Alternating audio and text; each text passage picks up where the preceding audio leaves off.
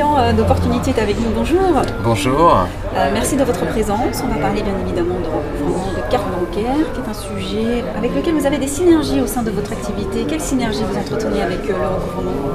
Opportunity est un acteur historique dans le domaine du recouvrement, puisque la société a été créée en 2005 en partenariat tout d'abord et en ayant comme client des institutions financières. On travaille pour des grandes banques et des institutions financières en France et en Europe. C'est vrai que c'est un sujet qui nous tient à cœur et c'est la raison pour laquelle aussi on est partenaire de l'Agora du recouvrement depuis quelques années maintenant. La relation client dans le recouvrement et dans le secteur bancaire, c'est spécifique ou c'est quelque chose qui ressemble assez sensiblement à d'autres secteurs? Alors moi j'ai la conviction que le recouvrement c'est un parcours client comme un autre et on part finalement d'un historique où dans les entreprises on avait tendance à isoler les services recouvrement, les directions recouvrement, des directions marketing et des directions clients ou expérience client. Et en fait le client c'est le même, sauf que en général on adresse le recouvrement au moment où le client est fragilisé. C'est-à-dire qu'il est dans une situation inconfortable où dans la plupart des cas il ne peut pas payer, il ne peut pas régler.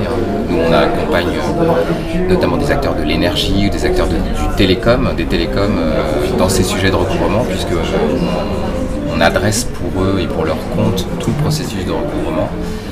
Notre spécificité c'est qu'on le fait de façon digitalisée avec des processus de relance automatisés, intelligentes, liés à cette thématique-là. Et ce qui nous intéresse dans la façon dont on adresse le sujet avec nos clients, c'est de traiter cette fragilité, cette personnalisation et le fait de pouvoir conquérir et reconquérir le client en fin de parcours, faire en sorte de pouvoir le fidéliser et adresser ce sujet de la façon la plus homogène avec l'ensemble des parcours existants, de façon à ce que le client ne se sente pas considéré comme coupable, mais comme dans un moment difficile qu'il faut accompagner, sur lequel il faut proposer des solutions.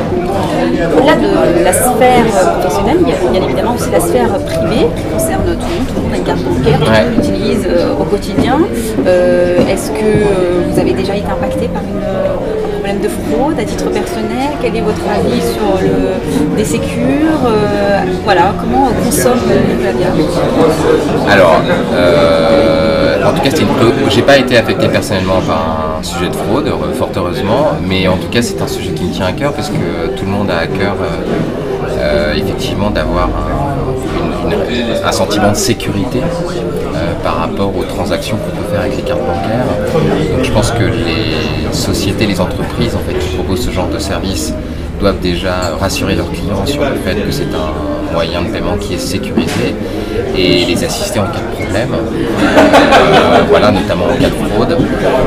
Nous, c'est vrai qu'on a par exemple une solution qui permet d'accompagner nos clients sur les fraudes à la carte bancaire, en notamment informant en temps réel les clients lorsqu'ils réalisent un achat.